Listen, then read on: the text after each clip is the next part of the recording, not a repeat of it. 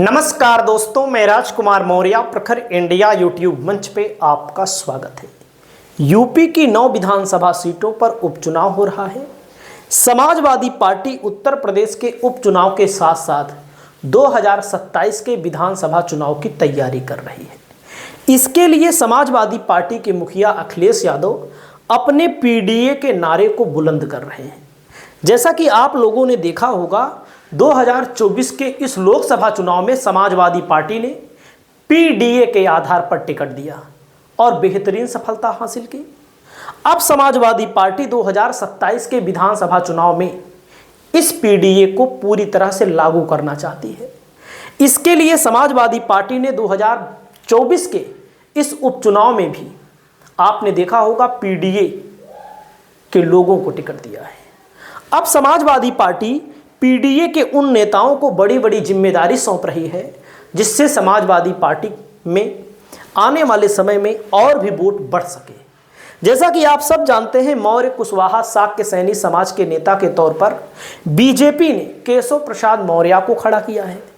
केशव प्रसाद मौर्य को विधानसभा के चुनाव को हारने के बाद भी उप मुख्यमंत्री बनाती है, लेकिन 2024 के लोकसभा चुनाव में बीजेपी का यह दांव उल्टा पड़ गया। क्यों? क्योंकि केशव जी को तो आगे कर देती है, लेकिन केशव जी को ना तो सम्मान देती है और ना तो केशव जी के समाज के लोगों को भागीदारी देती है। अब समाजवादी पार्टी को समझ में आ गया है कि उधर इन लोगों को कोई सम्मान नहीं मिल रहा है, इधर मतलब बाबू सिंह कुशवाहा जौनपुर के लोकसभा के सांसद हैं। इनकी खुद की पार्टी है जन अधिकार पार्टी, उसके संस्थापक हैं, इनकी पत्नी राष्ट्रीय अध्यक्ष हैं और लगातार पीडीए के लोगों को अपनी पार्टी के माध्यम से जोड़ रहे हैं। यानी कि एक माध्यम ऐसा है कि जो लोग समाजवादी पार्टी में डायरेक्ट ज्वाइन हो रहे हैं और एक माध्यम ऐसा है कि जन अधिकार पार्टी में लोग ज्वाइन हो रहे हैं। जन अधिकार पार्टी का नारा है, जिसकी जितनी संख्या भारी उसकी उतनी हिस्सेदारी। और बाबू सिंह कुशवाहा लगातार पीडीए के लोगों को अपने पार्टी के अंदर जोड़ रहे हैं, जिससे बीजेपी के अंदर बेचैनी है। क्योंकि केशव प्रसाद मौर्य बोले चाहे जितनी बड़ी बात, लेकिन ना तो मौर्य समाज के लोग जिनके अंदर चेतना है और ना ही अन्य समाज के लोग उनको सब हल्के में लेते हैं। यहाँ तक कि बीजेपी वाले भी मजा लेते हैं जब ये कहा जाए भी कि केशव प्रसाद मौर्य जी को मुख्यमंत्री बनना चाहिए, तो योगी के समर्थक डायरेक्ट कहते हैं जो व्यक्ति अपनी विधानसभा नहीं जीत पाता वो मुख्यमंत्री कैसे बनेगा। मतलब कि बीजेपी के अंदर रहते हुए भी उप मुख्यमंत्री हैं, लेकिन उप मुख्यमंत्री कोई संवैधानिक पद नहीं है, केवल एक तरह से मान लीजिए एक तरह से लॉलीपॉप है। अब समाजवादी पार्टी ने यहां पर बाबू सिंह कुशवाहा को आगे कर दिया है। बाबू सिंह कुशवाहा जौनपुर से सांसद बने 2024 में, प्रिया सरोज मछली शहर से बनी। यानी कि दोनों सीटें मैं आपको लगातार बता रहा था कि समाजवादी पार्टी जीतेगी और समाजवादी पार्टी जीत भी गई। उसके पीछे कारण रहा कि मौर्य वोटों का, पासी वोटों का, यादव, मुसलमान, निषाद, यहाँ तक कि जो सामाजिक भागीदारी की बात करते हैं, ये वोट इकट्ठा पड़े। अब मैं आपको बताना चाहता हूँ, समाजवादी पार्टी में नहीं, समाजवादी पार्टी ने जन अधिकार पार्टी को एक तरह से मौका दिया है, एक तरह से जिम्मेदारी मिली है कि आप मौर्य समाज के लोगों को कुशवाहा समाज के लोगों को जोड़े। आपको मैं लिस्ट दिखा रहा हूं, आप देख सकते हैं।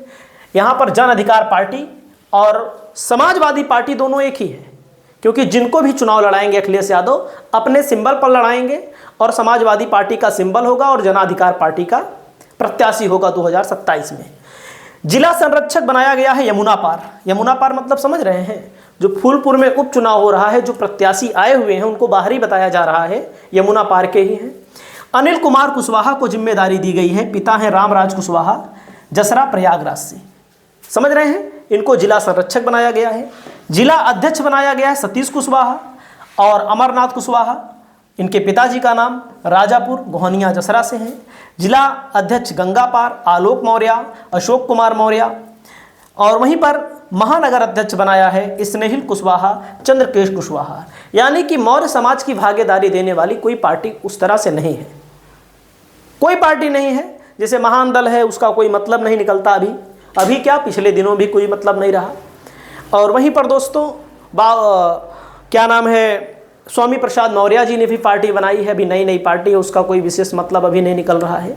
लेकिन बाबू सिंह कुशवाहा लगातार कई सालों से संगठन में काम कर रहे हैं, अपने संगठन को बढ़ा रहे हैं, जो कि अकेले आगे बढ़ने बहुत मुश्किल है। इसीलिए बाबू सिंह कुशवाहा ने यहाँ पर समाजवादी पार्टी का साथ लिया, समाजवादी पार्टी ने भी बाबू सिंह कुशवाहा का साथ लिया, जिससे कम से कम जो बीजेपी के पास वोट जा रहा है वो पीडीए के तहत समाजवादी पार्टी में आए।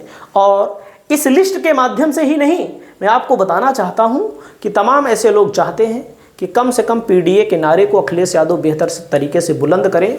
और ऐसे ही तमाम लोगों को मनोनयन पत्र मिल रहा है, बहुत सारे लोग समाजवादी पार्टी में शामिल हो रहे हैं।